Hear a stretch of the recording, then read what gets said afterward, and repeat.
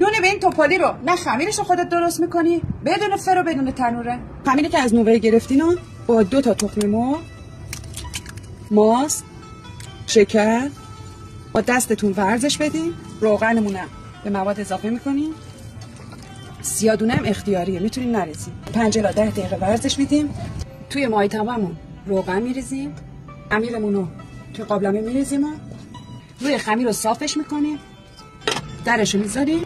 روی خمیر رو به مدت 45 دقیقه میپوشونیم تا خمیرمون 2 برابر بشه. خب بعد 45 الی 1 ساعت جوله متوسط گاز میذاریم تا پخته شه. طرفش که پخت اینجوری روی بست برش میگردونیم توی یک ظرف، دوباره برمیگردونیم توی مایتابه که طرف دیگه‌ش هم قرمز بشه.